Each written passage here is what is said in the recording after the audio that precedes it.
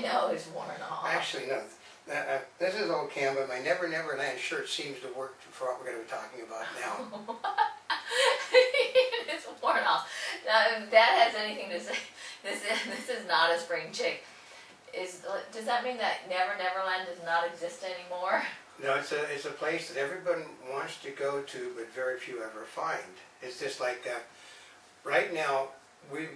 Last week in San Bruno, we found the President of the United States has found out that why his $50 billion infrastructure project money is not going to work. Why is that? Well, PG&E has 6,000 miles of pipes that need to be rechecked. 6,000 6,000 miles, and they're capable of checking only 6% of the miles of what they've got. And they said that the Society of Structural Engineers and stuff, which is basically a left-wing Democratic think tank, says that it's going to cost $2 to $6 billion to rebuild the federal infrastructure in this nation. And they're almost always, 2 to 3 times under what it's going to require. And imagine that compounded times every single community in the United States. You're talking hundreds of trillions of dollars, because this stuff was done before she was born. We're talking when Dwight Eisenhower became President of the United States, he recognized the fact that this nation had to expand all the infrastructure it had. So this country went on a massive road building, they went on a massive sidewalk, all these beautiful sidewalks that used to be beautiful in your city before they broke up, bridges, railway system, airplane terminals, all of this stuff was done 60 years ago. 60. And you can't walk on a city street in any community in this country and see what a street is in perfect repair anymore. Well, I see it here on a daily basis. I know this last year they did all this infrastructure up one of the major streets right here, and instead of repairing the sidewalks and the trees on the side, what they did was they built a green area in the middle with cemented in with plants. You know why? Why? Because it was easier to do than fix the sidewalk. Because they have to pull out. What happened was, Eisenhower envisioned the future as this great big, basically he was close friends with Walt Disney, so you might understand Epcot, is that everything, big flowering, big beautiful plants, trees and stuff along all the thoroughfares and streets in the United States. They planted the wrong god-awful trees on every single street, every one. Didn't anybody do research on that? They didn't realize the streets, they basically put plants in that busted the cement, the trees. They didn't look at the root structure of the trees. Today they don't do that anymore, but 60 years ago, we're talking, we put magnolia trees in, we put banyan trees, we put walnut trees, we put Dutch elm, which was really a stupid mistake because at night they wiped out a whole group of trees, but that has busted the sidewalks and the streets up massively. And I was telling Herman, when I was, I wasn't young 60 years ago either, wasn't it bad? But when I was young, though, everything was cheaper. There was no unions to tell you had to do this, and there was no environmental impact reports that had to be done. This is what, we're going to finance 2,000. We're going to finance 150 miles of runways. We're going to finance, all of the nation's highways. We're going to do bridges. Well, no you're not, because it takes 5 to 7 years for an environmental impact report to get done before you can touch a shovel on anything. These shovel-ready projects were basically funded like a decade ago on a lot of these things. That's probably why they have cost overruns. Cost overruns. Because when they budgeted it, it's like, let's say you budget something in 2010. If it doesn't get built till 2020, prices go up. Well, that $600 million school the city of Los Angeles put up, it was not $600 million when they started it. $578 million It on was the not old site of the Ambassador Hotel, which today is supposed to be the first day of that school. Yeah, if they could find enough teachers. I was going to say, do they have teachers and students? Students they have, teachers they don't, because instead of hiring new teachers, they put it in a pension fund. The problem comes is it all works together. That our schools are collapsing because they were built in another time period. My mother went to a school called, basically they called it the prison on the hill. Oh. Unbelievably beautiful school called Paseo High. It was a historical landmark, but they needed to build a new school because of all of the Latino students were coming in. So they tore down a landmark to put the new school up. Oh, one major problem. What? They did. They weren't supposed to tear down the They weren't landmark, supposed first of all. to tear down the landmark, and two, they didn't do an environmental impact study. So here you got the school that is down, and they don't have permission to build on the new site because it takes like, for God all forever to build it. Well, because it basically, the school was built at a time when they didn't worry about drainage things. Oh. So what happened was that basically everything drained into the housing developments that were down below. But it basically, we're talking about, you know, PG&E and San Bruno basically leveled a whole community up because the lines are rotted. Rotted lines, okay. Like, what was it, 2 weeks ago, or I guess it was, a little over 2 weeks ago, I was hit by a kid on a skateboard, which is being rectified now, you know, and busted up my left leg a lot. And I was working on infrastructure problems. Mm-hmm. Basically, the sprinkler system on this place was put in before she was born. It's all rotted. And it's connected to pipes that are rotted. Basically, you can't fix the sprinkler system without fixing the pipes to the streets that are rotted. Mm-hmm. If you twist anything, it busts the pipe off going to the street. So in other words, basically you just simply try to clean out the things, make them work. This is every house, and every house in every older house in the United States has a problem with their piping, which they can't afford to replace. I mean, she can tell you how much it costs to fix piping. I mean, they fixed a toilet pipe in this house, and it cost. It was expensive. They fixed the plumbing system under this house.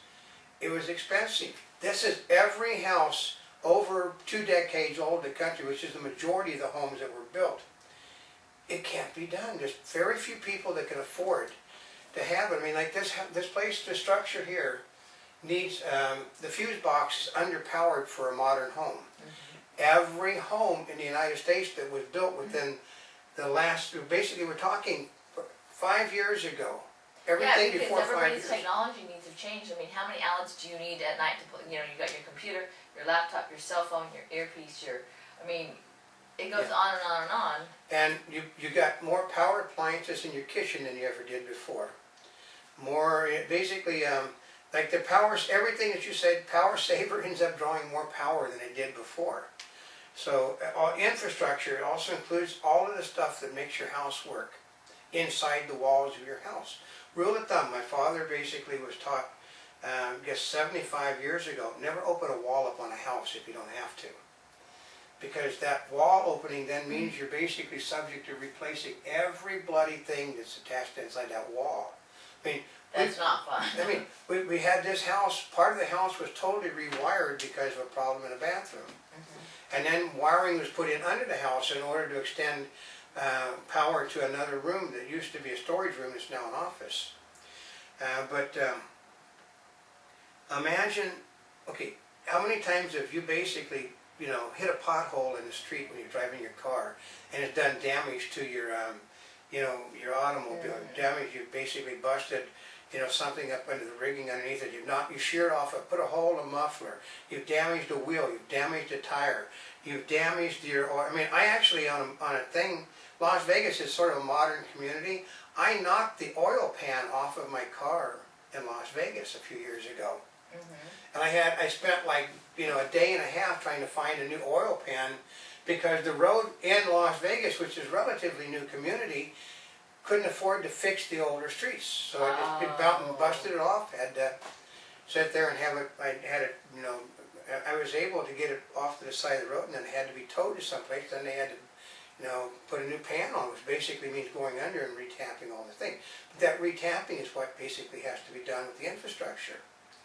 Until you've had to pay for infrastructure repairs like she did, you really don't understand how god-awful expensive it is.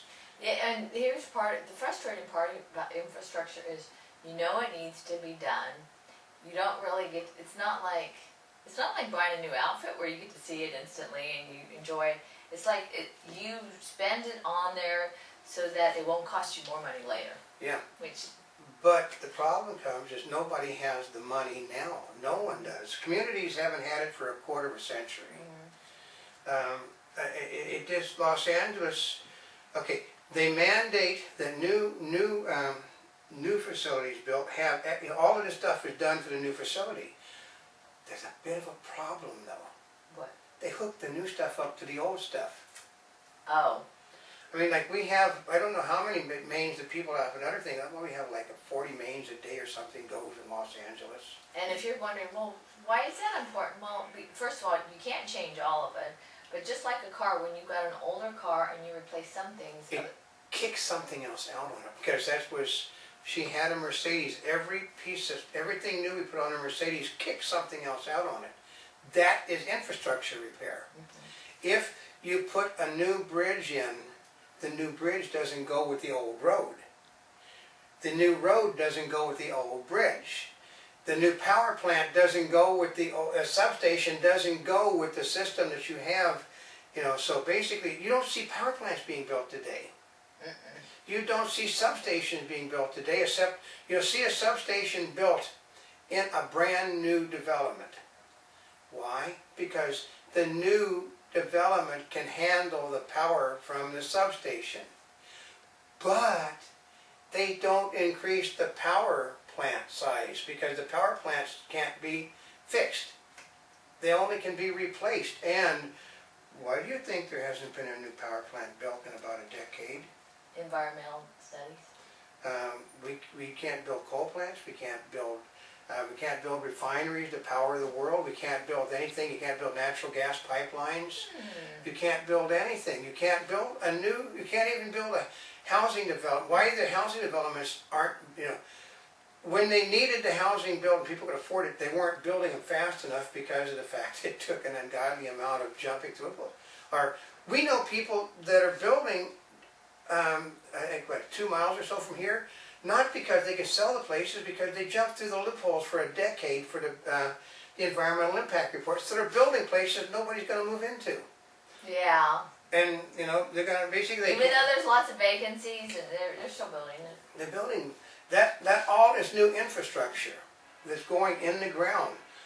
But they take this brand new plastic pipe, which is supposedly going to last forever, hook it up to an old metal pipe, which is rotting, or hook it up to an old clay pipe, which is wearing. And they said, well, the Romans pipes are still there after 4,000 years. Yeah, but they built the last. We don't.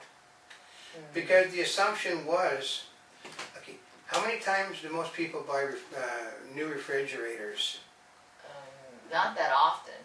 They actually, they buy them, they'll buy a new refrigerator every so many years, whereas old refrigerators were built to last for decades. New refrigerators are built to last for years. Oh, really? Yeah, because the same way that when the people built, okay, I had an uncle that was the engineer for Highway 71, and they'd say, you know, why in the world did that thing, which basically could have been like this, and he said, because we got paid by the mile. Why did the piping go in the ground that they put in the ground that doesn't last in the ground? Because they knew they were going to be able to put new piping in. So they put piping in that they deliberately knew wouldn't last as long. It's like called planned obsolescence. Planned obsolescence. It's like women's nylons. Although women don't wear as many nylons as they used to. That's right. It's television sets, it's microwave ovens, it's the light bulbs. They're supposed to last for 10,000 hours continuous. Yeah, right. They won't do it. And then infrastructure is the biggest problem our nation has. And it can't be fixed. Like I said, this was done before she was born. Before she was born. When her parents were young people. You know, back when I was basically surfing the beaches before they were surfing, that's when the infrastructure was going in. I used to marvel at the 2-lane highways that they were putting in out here. And then, you know, it's like $10 million a mile to put in today.